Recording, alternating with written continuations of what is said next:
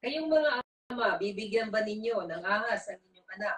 Kung ito'y humihingi ng isda, bibigyan ba ninyo siya ng lakdan kung siya ay humihingi ng itlog?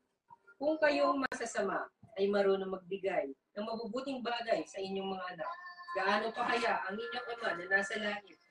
Ibibigay niya ang Espiritu Santo sa mga humihingi sa Kanya. Amen. Amen. Nung unang panahon, ang ating Panginoon, bago niya likhain ang tao, nilikhain niya muna mga bagay sa mundo. Nang likhain niya ang mga bagay sa liputan nito, ang sabi niya, pinagmasdan niya itong mabuti. Ito'y nagalak ang Panginoon nung nilikha niya yung mga bagay sa mundo ito. At pagkatapos, ay sa 6 na araw, nilikha niya ang tao. Nung pagkatapos likhain ng Diyos ang tao, ang sabi ng Diyos ang tao, binibigyan ko kayo ng karapatan para sa lahat ng bagay sa mundo ito. Sabi ng Diyos sa mga tao, magpakarami kayo at punuin ninyo ng inyong mga anak ang buong daigdig. Pinagpala ng Diyos ang tao. Pero bago pa malikain si Eva, ang Diyos, nilagay niya si Adan doon sa halaman ng Eden. Pero nung makita ng Diyos na kahit sa lahat ng mga nilikhaan ng Diyos, mga hayop man yan, walang nababagay sa tao. Nakita niya na hindi masaya ang tao. Sa paningin niya, hindi masaya. Kahit na masaya ang Diyos na nilikha niya ang tao at lahat ng bagay. Ngunit ang tao, hindi siya masaya. Kaya nakita ng Diyos na walang nababagay sa mga nilikha niya. Kaya ginawa ng Diyos kay Adan. Kung babasahin natin yung aklat ng Genesis chapter 2, verse 22-23. Ito yung kwento na kung saan ang babae ay kinuha mula sa tadyang ng lalaki. Pinaghilong niya ito at pagkatapos, ginawa niya ang babae sa pamagitan ng tadyang ng isang lalaki. Nung makita ni Adan ng kanyang makita niya yung babae at sabi niya, ito ang aking laman ng aking laman, buto ng aking buto. Tinawag niya itong babae. Doon pa lang, sinasabi dito na ng ating Panginoon, alam na niya kung ano ang kinakailangan natin sa buhay natin. Doon pa lang kay Adan, alam na niya, nakita na niya na walang nababagay sa mga nilikha niya. Kundi ibibigay niya talaga kung ano ang kailangan ng tao. Kaya nga bago pa malikhain ng tao, ginawa na niya yung mga bagay-bagay, mga hayop, mga gulay, mga prutas, para maibigay ito sa tao. Kasi alam ng Diyos na ito ang kailangan natin. Kaya nga, nung nilikha niya ito, alam niya na may kulang pa. Kaya ibinigay niya sa kanya ang babae. Ganun din sa binasa natin sa teksto na ito na ibibigay niya yung pangangailangan natin. Kung kayong mga masasama, marunong kayong magbigay, gaano pa kaya ang ating Diyos? Ibinigay ng Diyos kay Adan ang kailangan niya mismo. Kasi alam ng Diyos, nakikita niya kung anong pangangailangan ng tao. Kaya nga ang Diyos, nung magkasala ang tao, pagkatapos na ibigay niya ang lahat ng bagay, ang tao ay nagkasala pa rin. Nagbigay ang Diyos ng batas na huwag mo kakainin ang pinagbabawal na buong kahoy. Pero ang tao, naghangad pa rin siya na kainin ang bawal na iyon. Simula nang kainin ni Adan at Eva yung pinagbabawal na buong kahoy, pumasok ang kamatayan. Pumasok ang kamatayan, hindi lamang sa kamatayan pang physical, kundi kamatayan pang spiritual. Simula nung sila magkasala sa Diyos, lumayo sila sa presensya ng Diyos. Ano ang nangyari sa kay Adan at Eva? Pinalaya sila sa halaman ng Eden. Doon nag-umpisa ang tao na maghirap. Ang sabi ng Diyos kay Adan, dahil ikaw ay nakinig sa iyong asawa, ikaw ay magbubungkal, pagkain mo ay magbumula sa pagbubungkal. Pawis mo. Sa pamagitan ng pagtatrabaho mo, doon ka makakakuha ng pagkain mo. Pagdating naman sa babae, sinong pare ng babae? Siya ay manganganak, magduro siya sa panganganak. Ang ibig ko sabihin, kahit na alam ng Panginoon na kailangan natin ng mga bagay nito, pero dahil sa paglabag natin sa salita ng Diyos, nagiging separate tayo sa Kanya. Kaya nga hindi niya maibigay ngayon sa akin yung pangangailangan natin kasi nga, hiwalay tayo sa Kanya katulad ni Adan at Eva. Nahiwalay tayo dahil sa kasalanan.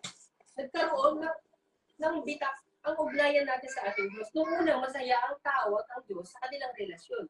Masaya sila na nakikipag-ugnayan sa Diyos, pero simula na magkasala ang tao, nahiwalay sila sa Diyos. Ang pagpapalang ibinigay sa kanila ng Diyos, inalis sa kanila ang pagpapalang iyon bilang karapatan. dahil sa kasalanan ginawa nila. Ganon din naman sa atin. Ipinapakita ng ating Panginoon mula pa lang kay Adan kung ano yung pamumuhay para tayo makapunta ng langit. Ganon din naman, si Eva at Adan, pinaalis sa Garden of Eden, tayo din naman mapapaalis sa ipinangako ng Panginoon na buhay ng walang hanggan sa langit kung tayo din ay lalabag sa salita ng Diyos. Kaya nga ngayon, ang tao ay nagsusumikap para sa buhay niya ngayon. Nagtatrabaho ang lalaki, ang babae nagtatrabaho para sa ikabubuhay niya. Kasi nga, yung pagpuproduce ng Panginoon na pangangailangan natin, hindi na maibigay dahil nga umaasal na tayo sa sarili nating kakayahan. Nakalimutan natin, mula pa lang nung umpisa, ibinigay ng Panginoon sa atin ang lahat ng pangangailangan natin.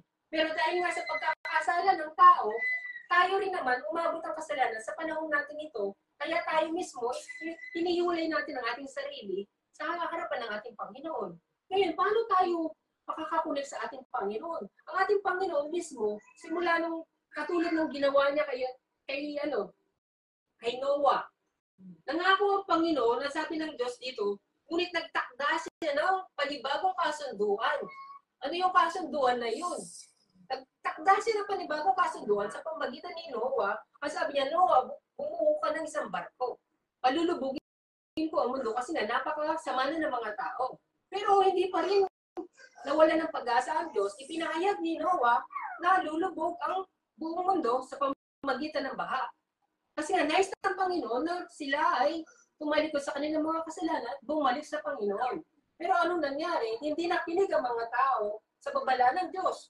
Alam ng Diyos kung ano kailangan ng mga tao ng panahon na yun. Kaya lumikha siya ng barko para maligtas sila. Ngayon din naman, ang ating Panginoon, ibinigay niya sa atin yung pag-asa nito, panibagong kasunduan, sabi niya. Magtatakda ako ulit ng panibagong kasunduan. Nabigo siya kay Noah, pagdating naman sa mga Israel, nabigo din siya. Kaya nga, ibinigay niya yung panibagong kasunduan nito sa pamagitan ni Isaias mismo. Ang sinabi niya dito sa Isaiah 53, kung babasahin natin ang aklat ng Isaiah 53, ito ang pangako ng ating Panginoon sa kasunduan, ngunit dahil sa ating mga kasalanan, kaya siya nasugatan. Siya ay binugbog dahil sa ating kasamaan. Tayo ay gumaling dahil sa pahirap na dinanas niya. At sa mga hampas na kanyang tinanggap, tayong lahat ay tulad ng tupang naliligaw. Nagkanya-kanya tayo ng lakad, ngunit ipinataw ni Yahweh sa kanya. Ang kaparasang tayong dapat tumanggap. Yung kaparasang tayo ang dapat tumanggap, ibinigay ng Diyos sa kanyang buktong na anak na si Yesu Cristo. Bilang pangako na sinabi niya na, ngunit ang Diyos, magtatakda siya ng bagong kasunduan. Saan natin mababasa ang bagong kasunduan? Dito sa Hebrew chapter 8. Kung babasahin natin sa Hebrew chapter 8. Ito ang kasunduan ng ating Panginoon. Basahin natin. Ang sabi niya dito, darating ang mga araw, sabi ng Panginoon, nagagawa ko ng bagong kasunduan, chapter 8, verse 8. Bagong kasunduan sa Israel at sa Juda, hindi tulad ng kasunduan ginawa ko sa kanilang mga ninuno. Nang ilabas ko sila sa ito, sapagkat hindi sila naging tapat sa pakikipagtipan sa akin.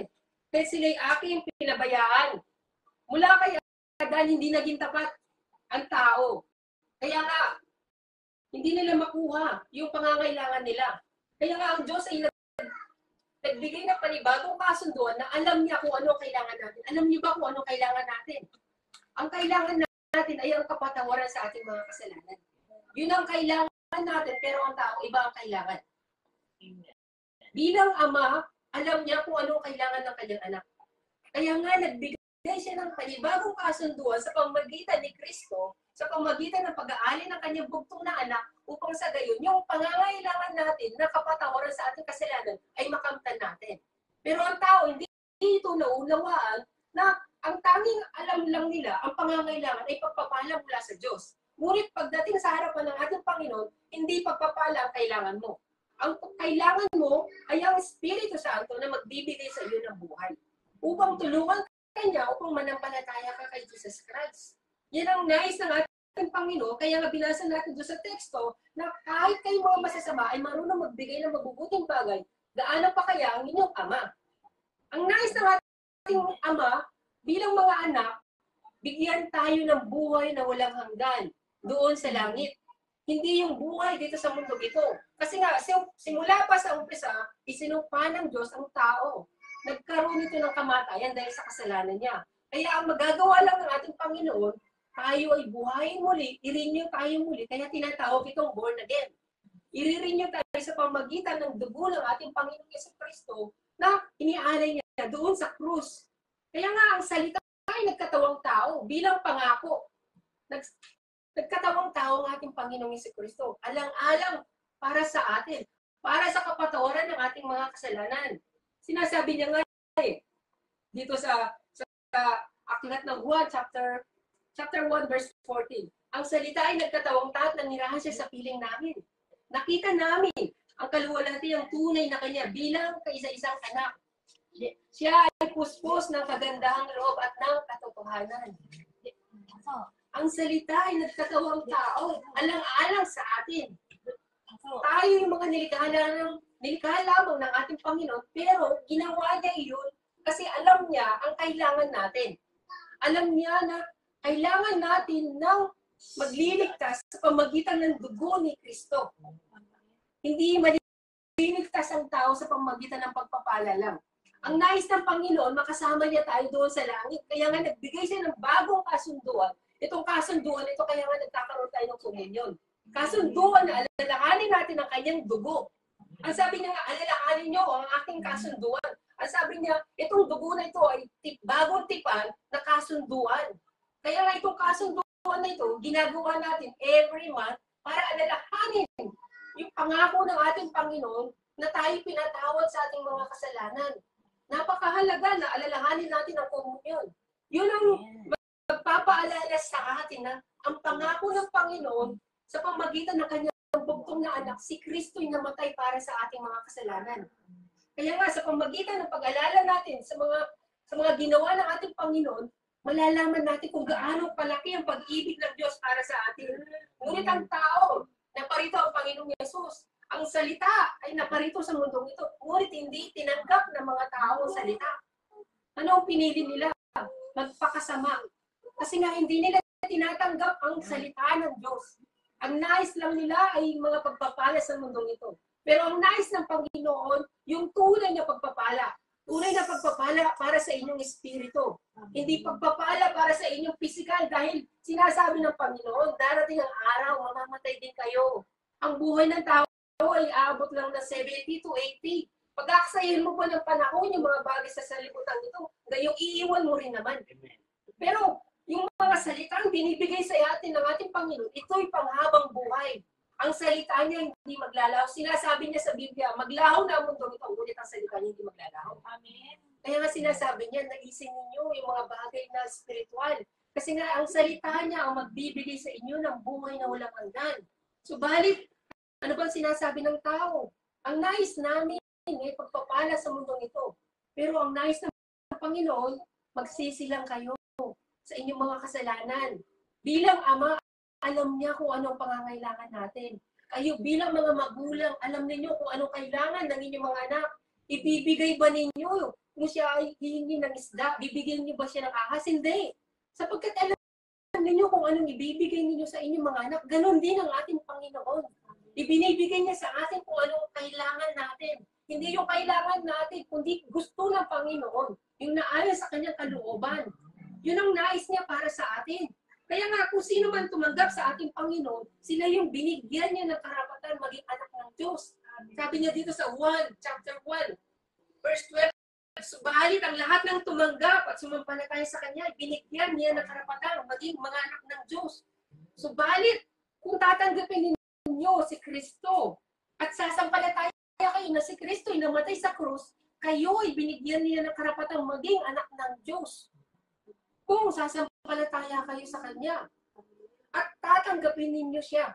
Iba ang binibigay ng ating Panginoon. Si Jesus Christ mismo ang ibinibigay niya. Nakangiti ka. Amen. Amen. Maging siya, amen din siya. Kaya nga mga kapatid, tanggapin natin si Kristo. Piliin ninyo sa puso ninyo kung ano bang kailangan ninyo. May kailangan kayo sa puso ninyo na hindi niyo mahanap. ginagawa ninyo, ang tao, gumagawa siya ng paraan para mahanap niya yung pangangailangan niya. Minsan, stress ang tao. Pero anong ginagawa ng tao? Naghahanap siya ng sarili niyang pamamaraan. Yung iba, nasa mall. Yung iba, nag-YouTube. Yung iba, nagsa-cellphone. Yun yung pamamaraan nila para mawala yung stress nila. Pero alam ng Diyos, kung maririnig niyo lang ang Panginoon, sasabihin sa iyo, anak, ako ang kailangan mo. Hindi mo kailangan iyan. Ako lang ang kailangan mo. Kaya kong ibigay, kaya kong tanggalin yung stress mo. Kung tatanggapin mo lang ako at sasampalataya ka sa akin. Bilang ama, itinuring na kitang anak sa panibagong kasunduan na iyon. Bilang ama, may responsible ako para sa iyo na ibigay lahat ng pangangailangan mo. Tayo lang ang pumipili ng daan natin. Hindi natin pinipili ang ating Panginoon. Pumipili tayo ng sarili nating pamamaraan para tayo ay lumayo lang sa Panginoon. Di ba natin alam, kapag malayo tayo sa ating Panginoon, tayo ay patay. Patay tayo sa harapan ng Panginoon. Kapag malayo tayo sa presensya ng Panginoon. Isang halimbawa na tayo patay, punong-puno tayo ng alalahanin. Punong-puno tayo ng stress, punong-puno tayo ng kabigatan. Wala tayong kapayapaan kasi nga malayo tayo sa harapan ng Panginoon. Tayo patay sa harapan niya.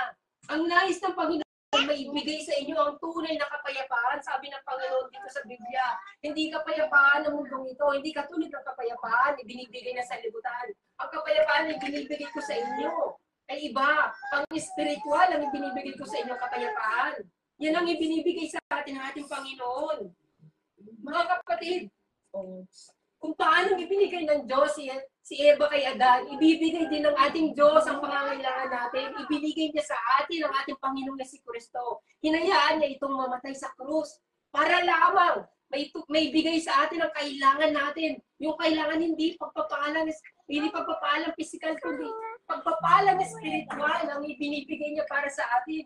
Hinayaan niya ito, hindi nagdalawang isip ang Diyos Ama na maibigay sa atin ang kanyang anak. Isipin natin mabuti, walang sino man magulang ibibigay ang kanyang anak para lamang sa ibang tao. Ang Diyos mismo ang nakagawa ng ganoon kalaki ang pag-ibig ng Diyos. Napakalaki ang pag-ibig ng Diyos. Ay, paulit-ulit tayong magkasala ang Panginoon. Tapat siya sa atin. Patuloy niyang ibinibigay ang pagpapala para sa atin. Araw-araw, gumigising tayo sa umaga, ipinoprovide niya sa atin ang paghinga.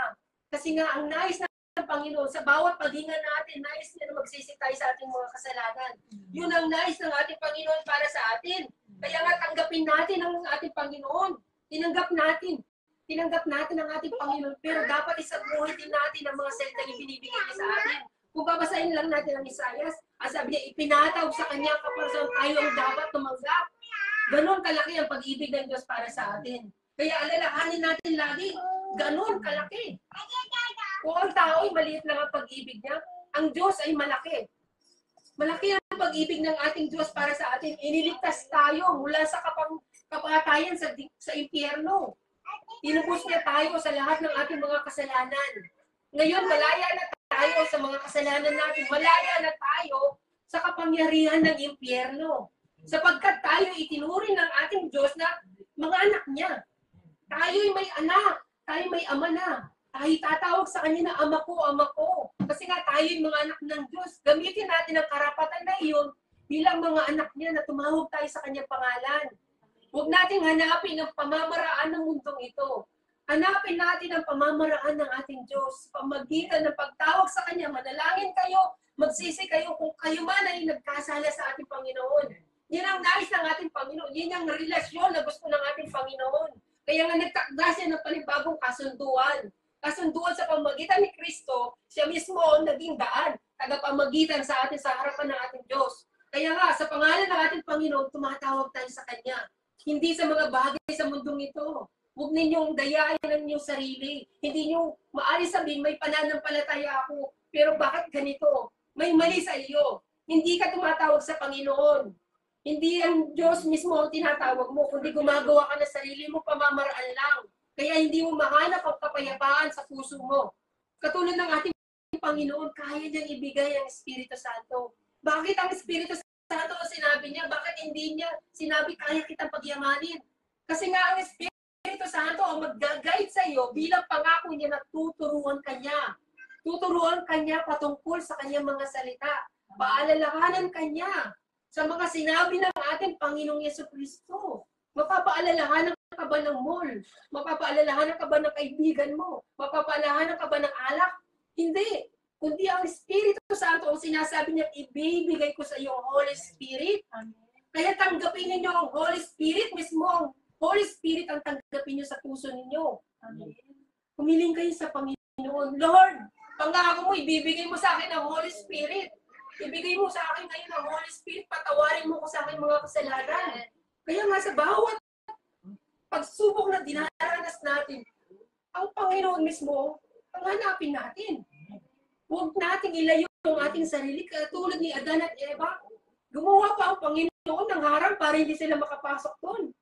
Pero tayo, binuksan na ng Panginoon yung pintuan para sa atin. Si Jesus Christ ay namatay na sa krus. Binuksan na ang pintuan doon sa kabanal-banalan para tayo makapasok at makalapit na sa Kanya. Malaya na tayo kasi nga tinuring na tayo mga anak ng Diyos.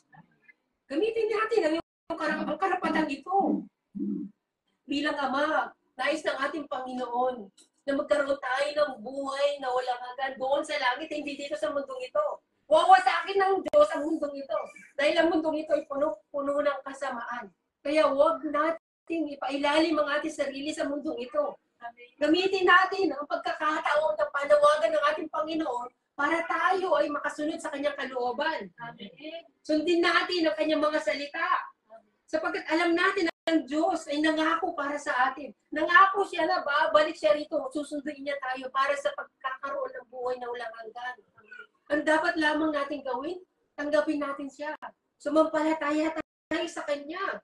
Ano sabi ng Panginoon? Sabi niya, isusubo ko ang aking anak. Alam naman natin yung word na John chapter 3 verse 16. Sapagkat gayon na lamang ang pag-ibig ng Diyos sa sangkatauhan. Kaya't ibinigay niya ang kanyang kaisa-isang anak upang ikaw mismo sumampalataya, hindi mapahamak, kundi magkaroon ka ng buhay na walang hanggan. Ikaw, Bert, sumampalataya upang magkaroon ka ng buhay na walang hanggan. Lahat tayo, sumampalataya tayo upang tayo magkaroon ng buhay na walang hanggan. Ibinigay na ng Diyos ang kanyang bugtong na anak. Ganun kalaki ang pag-ibig ng Diyos sa atin. Nagtakda ang Diyos, sabi niya ngayon na nga. Kaya nga ang Panginoon naparito. Naparito siya para wasakin na ang ating mga kasalanan. Winasak na niya ang kapangyarihan ng kamatayan. Sa pamagitan ng kanyang muling pagkabuhay, katibayan na tayo pinatawad na sa ating mga kasalanan. Tayo din ay muling mabubuhay kung tayo ay sasampalataya. Sabi niya, kung ikaw ay sasampalataya, magkakaroon ka ng buhay na walang hanggan. Hindi ka mapapahamak. Yan ang pangako ng ating Panginoon. Kaya nga muli siya nagtakda. Sabi niya, ngayon na, nagtakda sa kung inyong marinig ang salita ng Diyos, inyong puso ay huwag niyong patigasin. Huwag ninyong patigasin ang inyong puso kapag inyong narinig ang salita ng Diyos. Ngayon na, kanya, ngayon, hindi bukas, hindi mamaya, hindi saka na ako magsisisi, saka na kapag pinagpala na ako ng Panginoon, saka na kapag nakita ko na yung sign na hinihiling ko, saka na. Baka kapag nakita ko yung sign, doon pa lang ako maniniwala, katulad niya yung isang apostol. Kapag naipasok ko pa lang yung aking kamay sa daliri sa butas ng kanyang doon pa lang maniniwala. Hindi ganoon. Ang sabi ng Panginoon, mapalad ang taong nananampalataya kahit hindi siya nakikita. Amen. Yan ang paniniwala natin. Nananampalataya tayo kay Jesus Christ kahit di natin siya nakita. Naniniwala tayo na siya ay namatay sa krus, nag-alay na kanyang dugo, ngunit sa ikatlong araw siya ay muling nabuhay. Katibayan na tayo ay pinatawad ng ating Panginoon. Napakabuti ng ating Panginoon kasi nga pinatawad tayo sa ating mga kasalanan. Nagtakda ang Panginoon para sa atin. Winasak na niya ang kapangyarihan ng kamatayan. Wala na sa atin ang kamatayan. Mamatay man tayo, muli tayo mabubuhay sa pamagitan ng Holy Spirit. Kaya nga, tanggapin natin ang ating Panginoong Jesucristo. Maniwala tayo sa ating Panginoong Jesus na siya muling nabuhay. Siya ay namatay para sa ating mga kasalanan. Tinubos na tayo. Wala na tayo sa pagkakasala. Wala na tayo sa kapangyarihan ng impyerno. Malaya na tayo sa kamay ng mga demonyong ito. Binigyan tayo ng karapatan maging anak ng Diyos. Kaya maniwala tayo sa mga sinasabi ng ating Panginoon. Tanggapin natin ang kanyang mga salita. para sa huling araw na ito. Nagtakda ang ating Panginoon na ngayon na. Ngayon na ang pagkakataon para magsisi tayo sa ating mga kasalanan. Magsisi tayo, sinasabi nga sa Hebrew, kapag narinig ninyo ngayon ang tinig ng Diyos, iyang inyong puso, ay huwag ninyong patigasin. Nung una kayo maging magsik sa akin. Huwag nating patitigasin ang ating mga puso nang sa gayon ma-experience na natin ang Panginoon. Hindi tayo makalaya sa stress natin kasi nga pinapatigas pa natin ang ating mga puso. Naghahanap pa rin tayo ng kasagutan sa iba. Gayong ang ating Panginoon, ibibigay ko sa inyo, Holy Spirit, ang sabi niya. Ang Holy Spirit ang ibibigay ko sa inyo, hindi anong bagay. Kasi nga, sa pamamagitan ng Holy Spirit, kapag nalaman ninyo ang katotohanan, yan ang magpapalaya sa inyo. Ang katotohanan, ang ating Panginoong Jesucristo mismo. Walang ibang katotohanan kundi si Jesus Christ lamang. Siya lamang ang katotohanan. Hindi nagbabago ang kanyang pangako, ang kanyang mga salita. Walang nagbago sa kanya mula una hanggang ngayon. Walang pagbabago. Kaya nga manampalataya tayo sa mga salita niya, tanggapin natin ang ating Panginoong Jesucristo. Kaya nga sa buhay natin, lagi natin tatandaan, kapag tayo nahihirapan, dapat tayong tumawag sa ating Panginoon. Isang patotoo lang, nung tayo na ako ay nakapanaginip kay Ate Shane. Napaniginipan ko siya, isang halimbawa ito. Napaniginipan ko siya na siya ay stress na stress. Ang sabi ko sa asawa ko, punta tayo dun sa bahay nila. Kasi alam ko na ang kailangan ng kanyang kaluluwa. Tumatawag ang kanyang kaluluwa, kailangan niya ng tulong. Kaya nga pumunta kami dun. Ang sabi ko sa kanya, napanaginipan kita, na-stress ka. Totoo nga ang panaginip. Ganoon nga nangyari, kailangan niya ng panalangin kasi nga na-stress siya. Ganoon din sa atin, ng Panginoon, ibibigay niya sa atin lahat ng ating kailangan. Kailangan, ang espiritual ang gusto ng ating Panginoon. Yung mga pagpapala niya, sabi ng Panginoon, ibibigay niya sa ating pagpapala, pero gamitin natin sa kabutihan. Magagamit ba natin sa kabutihan mga pagpapala yung binigay niya sa atin? Amen. Amen. Kaya nga, sa buhay natin bilang mga mananampalataya, habang narito tayo, lagi nating i-keep yung salita ng Diyos. Isipin natin mabuti ang kanyang mga pangako. Narito ang ating Panginoon bilang ilaw sa buhay natin. Nagsilbing ilaw ang ating Panginoon. Sa pamagitan na niya, hindi na tayo lalakad pa sa kadiliman. Hindi na tayo lalakad sa kadiliman, wala na tayo sa kaparusahan ng impyerno. Sapagkat binigyan niya tayo ng pag-asa sa pamagitan ni Jesus Christ, makakapunta na tayo ng langit. Pagdating ng araw, kung tayo ay magiging tapat, ang sabi ng Panginoon, naparito ako upang hindi kayo hatulan, kundi iligtas. Pero, ang sabi ng Panginoon, hindi ako humahatol sa taong hindi dumirinig ng aking mga salita. Sa mga taong ayaw sumunod sa salita ng Diyos, ano ang sabi ng Panginoon? Hahatulan sila ng mga salitang ipinapahayag ko. Hindi ako mahatol sa kanila sapagkat ang nais ko ang kaligtasan ninyo. Yun ang nais ng ating Panginoon, ibigay sa atin ang kaligtasan. Pero kung ayaw ninyo ang magandang balita, ang sabi ng Panginoon, hindi ako mahatol sa inyo. Hindi ang aking salitang ipinapahayag sa inyo. Ibig sabihin, kayo mismo ang hahatol sa inyo sarili, na hindi kayo karapat dapat sa kanilang langit. Ngunit ang ating Panginoon, ibinigay na sa inyo ang karapatan. Karapatan makapasok ng langit. Pakinggan nyo na lamang ang salita niya. Tanggapin na lamang ninyo ang kanyang salita. Yun lang ang nais ng ating Panginoon, gabay para sa inyo na makapunta ng langit. Gabay para sa inyo na maiwasan ninyo ang pagkakasala. Gabay para mapagtagumpayan ninyo ang sanlibutan ito. Kaya nga tanggapin ninyo ang salita ng ating Panginoon nang sa gayon, tamuin ninyo ang pinapangako ng ating Panginoon na buhay na walang hanggan. Huwag ninyong i-reject ang ating Panginoon katulad ni Adan at Eva. Ang sabi ng Panginoon, huwag mong kakainin niya kapag kinain mo, ikaw ay mamamatay. Huwag niyong i-reject ang ating Panginoon. Huwag niyong i-reject ang salita niya. Once na ni-reject niyo, mamamatay kayo sa impyerno. Magkakaroon kayo ng kamatayan sa impyerno. Kaya nga, ang ating Panginoon na sabi niya, ako ang puro ng ubas at kayo ang mga sanga. Paano kayo magbubunga kung malayo kayo sa Panginoon katulad ni Adan at Eva? Inilayo nila ang sarili nila sa pamagitan ng pagkakasala. Hindi na sila nagdugtong na wala sa kanilang kapayapaan. Kapag wala sa inyong kapayapaan, wala sa inyo ang ating Panginoon.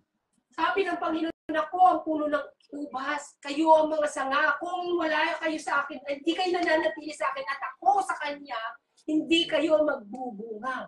Katulad lang kayo ng mga dahon na nalaglag, iipon niya, susunugin at itatapon sa apoy. Itatapon kayo sa apoy kung kayo ay malayo sa ating Panginoon.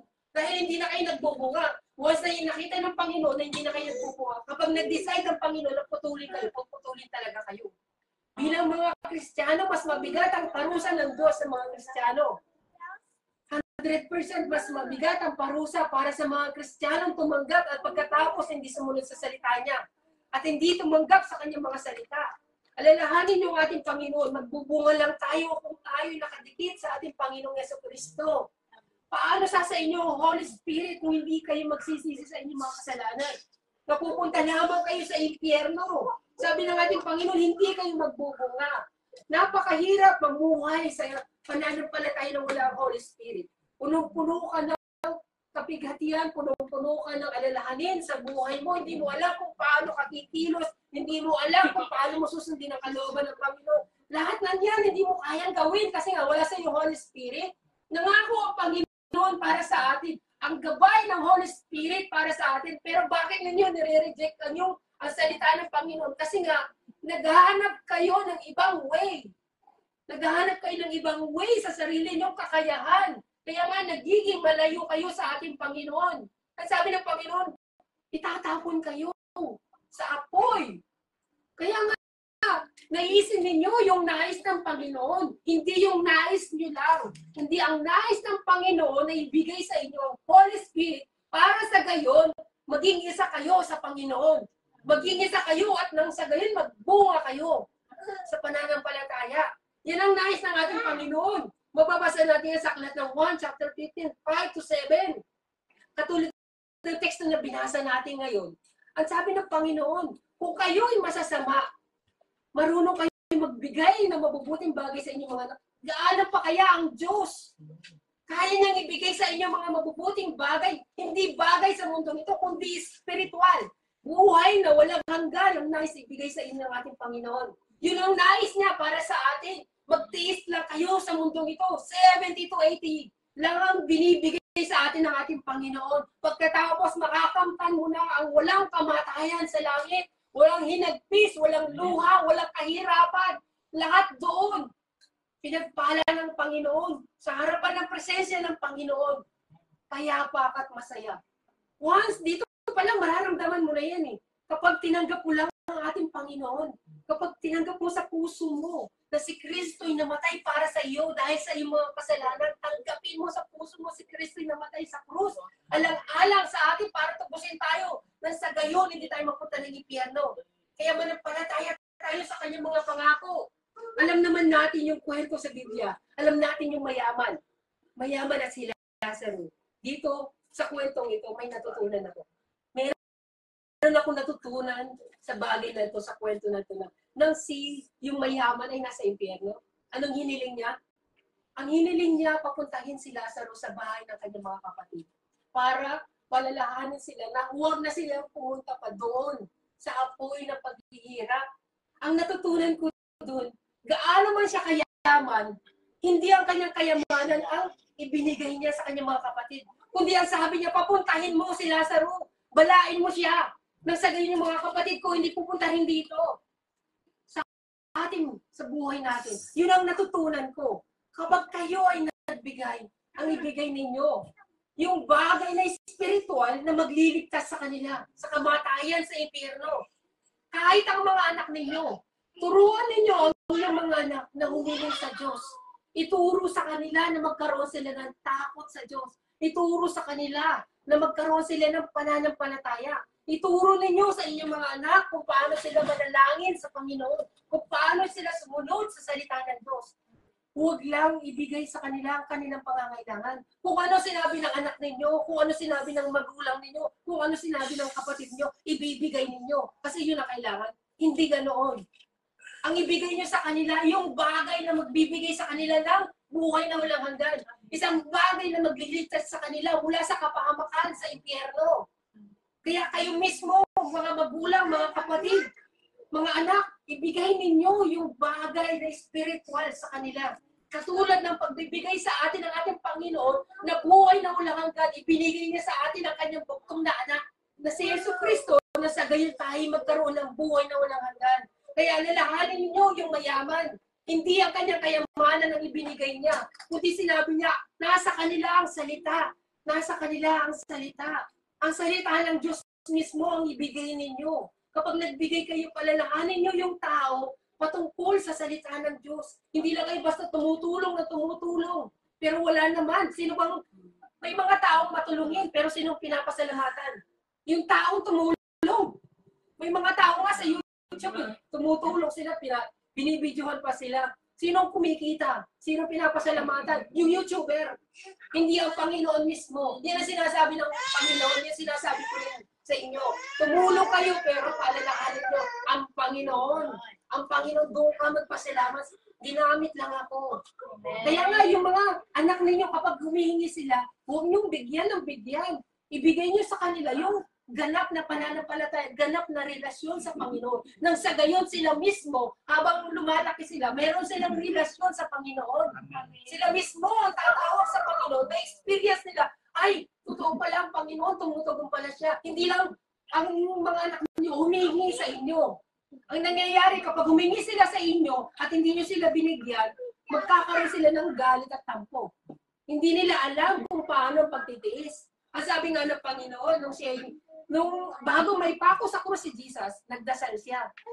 Nagdasal siya sa kanyang ama, Ama, tulungan mo ako, iligtas mo ako sa kakaharapin niya. Pero tinugon siya ng Panginoon, ang kanyang Diyos. Tinugon siya ng kanyang ama sa pamamagitan ng muling pagkabuhay. Ang sabi ng Panginoon doon, natutunan niya ang magtiis. Natutunan niya ang magtiis at magtiwala. Kaya nga, kayo, yung mga anak ninyo, turuan nyo silang tumawag sa Panginoon nang sa gayon, matutunan din nila matutong magtiis. Kung wala, magtiis ka. Manalangin ka sa Panginoon. Kung ano mang hinihingi mo, humingi ka sa Panginoon. Hayaan mong maibigay sa iyo ng Panginoon sa pamamagitan ko. Ganoon ang ibigay ninyo sa mga anak ninyo, sa mga mahal nyo sa buwan. Hindi lahat ng hinihingi nila ibibigay ninyo. Kundi ibigay nyo sa kanila ang tama. Dahil katulad doon sa mayaman sa Lazaro, hindi niya binigay yung kanyang kayamanan. Huwag niyong ipamana yung mga bagay na meron kayo. Kundi ipamana ninyo ang pananampalatayang yan. Alam niyo po, dagdag lang na kwento. Nung ako'y nakatira sa aking lola, bata pa ako noon.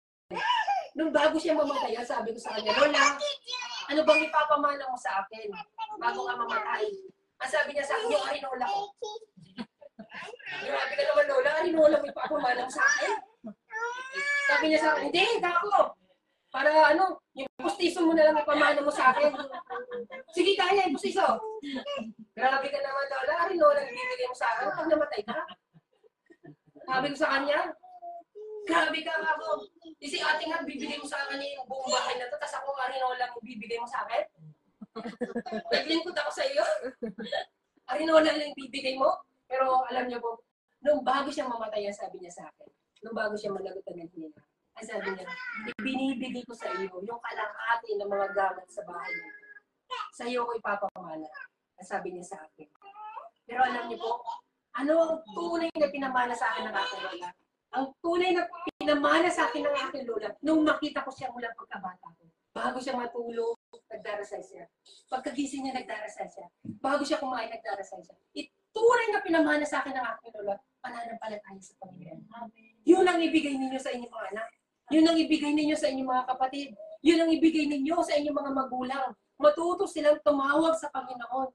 Kahit na hindi niya ibinigay sa akin yung mga bagay na yun, ibinigay naman niya ang tunay na pagpapala.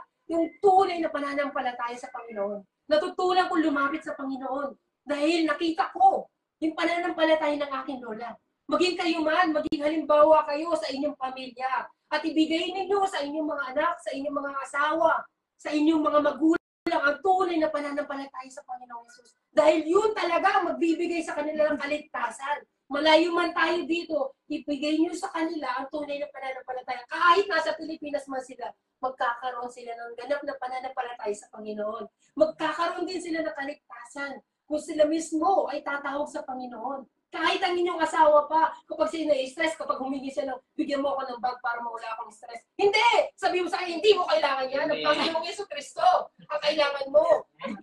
Di ba? Ganyan. Ganyan yung mga babae. Dali mo ako dito. Hindi! Ang kailangan mo, ang Panginoong Yesu Kristo. Hindi mo kailangan yan. Si Jesus lang ang magbibigay sa iyo ng kapayapaan. Yan ang katotohanan.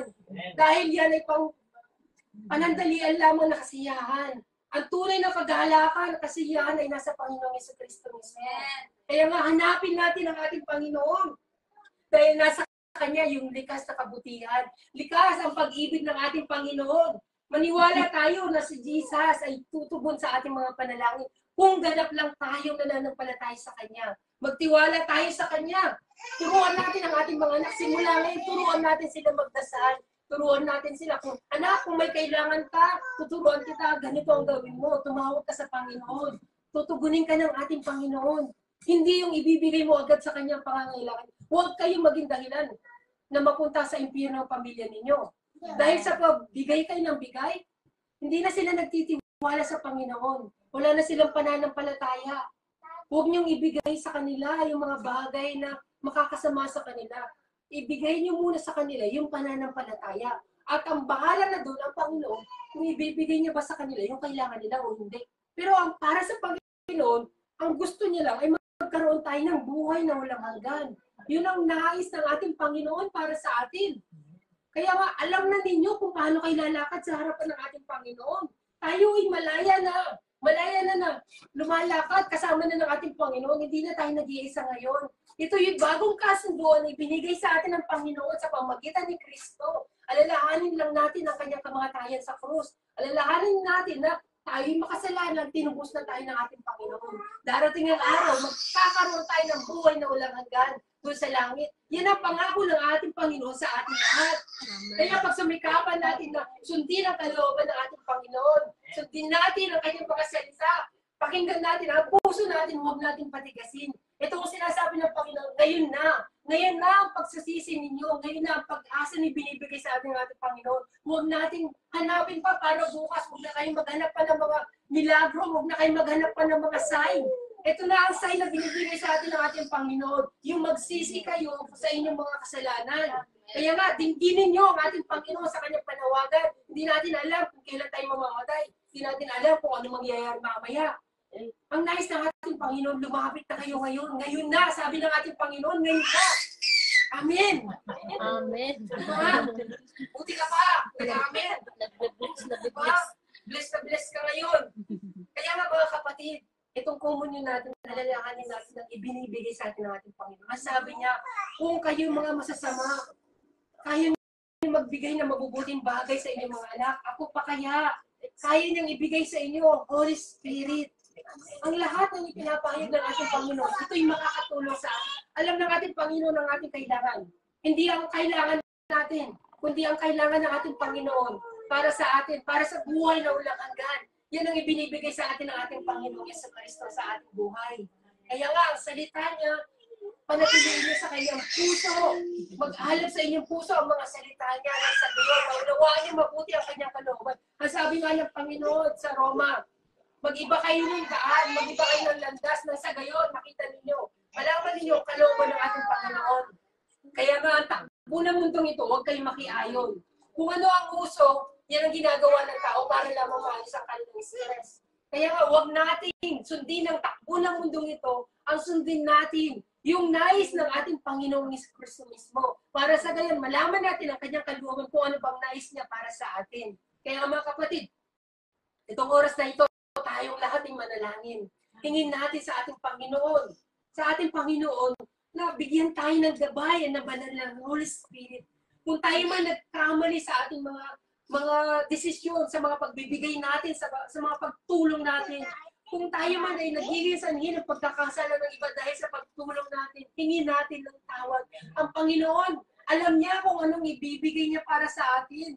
Kung kayong mga masasama, kaya niyo magbigay ng mabuti. Ang Diyos pa kaya niyang ibigay sa inyo. Ang pangako ng Panginoon, Holy Spirit mismo ang ibinibigay sa iyo. Tinatawad ka na sa iyong mga kasalanan. Ang kailangan mo lang, ang Holy Spirit mismo, para maalis ang iyong stress, ang mga depression mo, lahat ng mga problema. Kung anong kailangan ng iyong mga anak, ituro mo sa kanila ang pananampalataya. Hindi mo ibibigay sa kanya kung anong gusto niya, kundi ang gusto ng Panginoon mismo ang ibigay mo sa kanila. Yan ang gusto ng Panginoon dahil yan din ang ibinibigay para sa iyo. Kaya magdasal tayo sa ating Panginoon at magsisi sa ating mga kasalanan. Panginoon, maraming salamat po sa iyong habag para sa amin. Salamat po, Panginoon, sa mga salitang ibinigay niyo po para sa amin, Panginoon. Nagpuri ka namin, Panginoon. Lahat tayo magdasal sa ating Panginoon. Hilingin natin sa Panginoon ang gabay ng Banal na Espiritu Santo.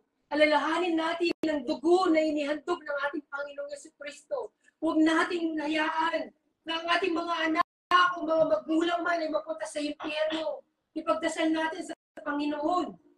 Ipagdasal natin sa harapan ng ating Panginoon na bigyan tayo ng gabay.